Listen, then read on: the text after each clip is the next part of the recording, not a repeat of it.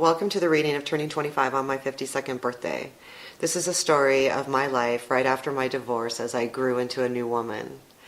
Please comment any questions on the video below. I'll get back to them as soon as I can. And thank you so much. Please like and subscribe also. Thanks. Chapter 29 and 30. She was happy to be home. It was a great week, but now to settle back, sleeping in her own bed and being in her own home. Veronica was really getting into exercise and not just running, but trying to work cardio and the dancing and the aerobics. She was trying to visualize exactly how she wanted to make her exercise videos. She was spending more and more time doing this instead of running. It almost was harder.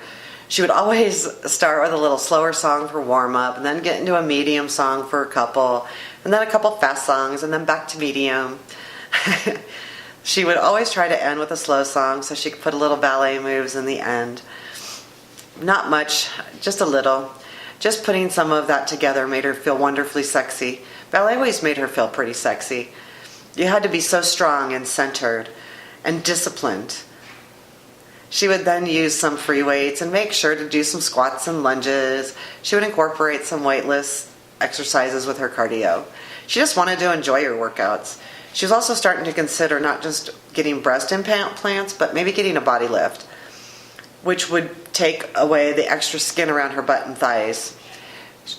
It was an $8,000 procedure, but she really needed it, and she lost about 8 inches in her hips alone, so there was a lot of extra skin around there. There was never a ton going on at home. She tried to stay busy for the most part and working out, so she did stay busy. Her daughter and her went to see a tarot card reader one weekend. It was a great day. It was an hour drive there. Then they had their reading and then went to dinner and drove back. Normally they had good time together. They talked well, and this was good. It was snowing pretty hard, especially for April. The tarot card reader was wonderful. Veronica received a reading from her at the psychic fair, and she really just felt connected. Nicole needed to have a reading. She was just starting to really feel that she was at a crossroads in everything. And Veronica always enjoyed a good reading, especially with a psychic as good as this woman was. Veronica's reading was mostly about her book and exercise videos. Veronica just wanted to see what decisions to focus on. The reading just said basically don't stress out about either. She needed to let her intuition guide her. She also wanted to know if she should do something with her tarot card reading. There were good energies for all of the above.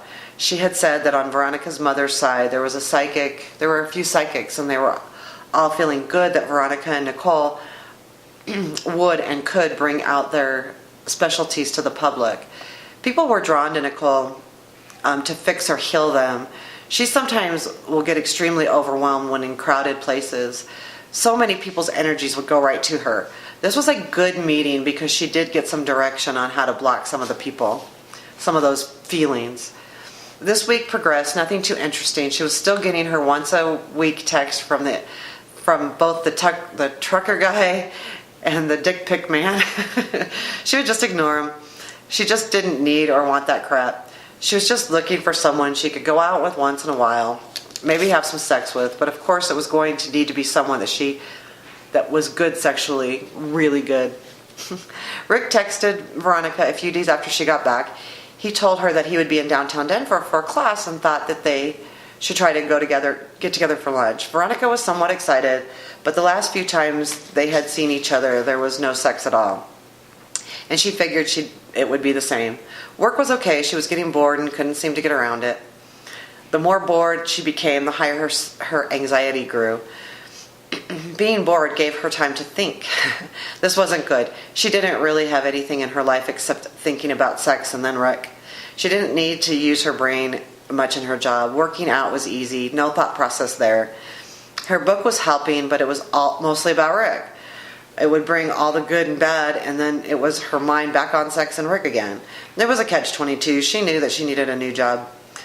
That would solve so many other issues. But if she got a new job, it would be harder to see Rick. With her job now, she had seniority to leave if she wanted to. It was just easier. Veronica figured that there wouldn't be any sex. She really couldn't expect any either. It wasn't like they were even having sex right now. She kind of figured it was over. He would still flirt with her occasionally, but there were no expectations. She didn't want to be disappointed anyway. She was really looking forward to seeing him. The last time they met, it was very nice. She did enjoy him all around. He just had a way to make her feel that she was okay. She wasn't used to people making her feel like that, especially lately. She met Rick downtown. It was easier for her to take a longer lunch than for him. It was nice because he said that he was getting a 2-hour break. They went to a chain restaurant that was close to the hotel that his training was at. They took a booth and ordered pretty quickly. Veronica started talking to Rick about her trip to Orlando and how great it was to meet the women that she met. She explained to him how fulfilling it was to find intelligent women in the same boat as her. She really enjoyed hearing their stories. Rick talked about some of his issues he had with his marriage. He did talk about how his ex-wife and him got along really well. It was nice hearing him open up. She was so enjoying talking and listening. They were at the restaurant for quite some time. They finally decided to leave. Rick had asked Veronica about a couple texts she had sent. She was just flirting a little, nothing big, but she would always leave things open with him. Let him know, even in just the slightest amount, that she was still interested in him. So she said, "Yeah, I would always enjoy giving you pleasure." He pulled out his dick, holding it in his hand, saying, "Can you touch this? I want you." Veronica was somewhat shocked because she totally didn't expect this. She really didn't think they would do anything. She kind of got happy but irritated at the same time. She said, why didn't you say you wanted to mess around? We could have gone to my house, or we could have even paid for a room at the hotel where you're training." He replied, "You said you were hungry." Veronica told him, "I can eat anytime. Sex with you comes first." He asked Veronica to find a place to park. He said, "I want a blowjob." She kind of panicked inside. She didn't let him know she was panicking, but she was. A blowjob in the car. Oh boy, she's 51 years old. What the hell is she doing thinking that she should even think about doing this in the car? But hell, she would. It made no sense to her. She was so much smarter than this. Why was she just doing whatever he wanted? Why was she giving it to him? She parked the car, of course. God forbid she didn't do what he wanted. So she was so engrossed with him. He took his dick out again, and Veronica got on the car seat and just enough leverage. It was quite an adventure. She couldn't believe she was doing this in the car. At least as she was sucking his dick, he was reaching down and playing with her a little bit. He finished in her mouth deep and hard. She was sweating, and her hair was a mess. She actually was kind of pissed. And at least this time, she voiced that she was pissed. She said, "Next time you owe me, I want to get fucked." And this was not fair. She was saying these things as she was driving back to the office. She didn't get a chance to see his facial expressions. She would have loved to see his reaction. She dropped him off at the hotel. They hugged and said their goodbyes. She drove back to the office very happy and irritated at the same time. She enjoyed giving him pleasure. She enjoyed it because he really did give her pleasure back. Different pleasure, but pleasure all the same. She went back to her desk, and a couple hours later, Rick texted her that he loved the idea that he would be inside her all day. She responded that she loved the idea too. What the hell, she thought, did she really care that he was inside her all day? And why the hell would she do anything to make him happy? She even would do things that she felt were unfair to her. He was nice to her overall, but she was not only becoming addicted to him, but also she was falling in love with him. This scared the hell out of her. Let's think about this. Was it really love? Her mind says no. How could she be in love with a womanizer?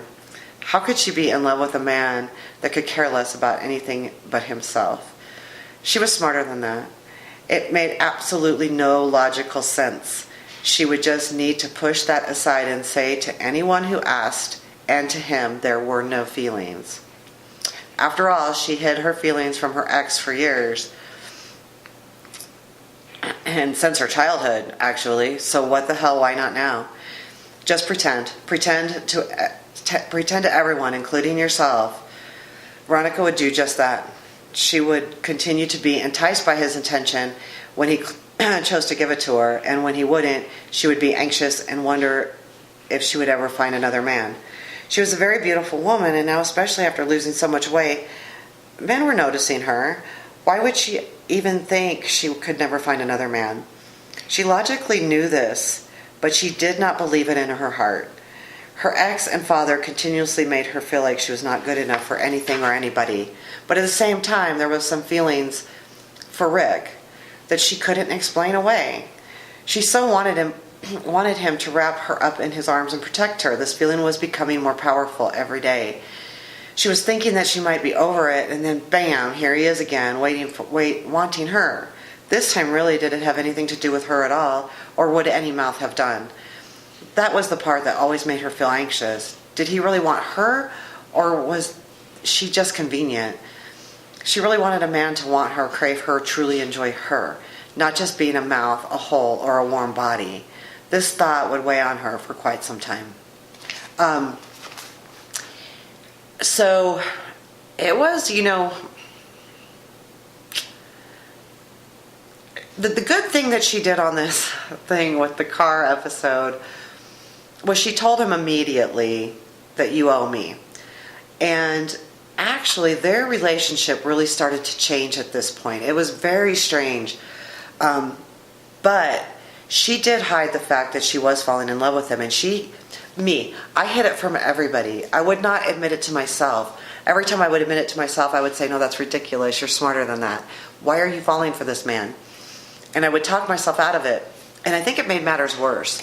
And of course I would never admit it to him. And of course I would never admit it to anyone. My daughter caught on only because of my behavior, not because I told her. I never admitted that. I'm not in love with him. I'm not in love with him. Yes, you are.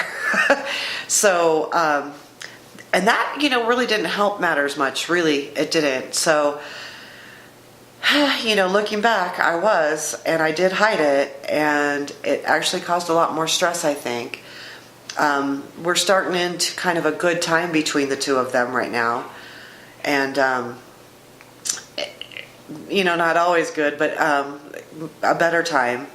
And we'll talk more about her surgery too. So that'll be coming up. So cheers, and that was chapter 28 and 29, or 29 and 30.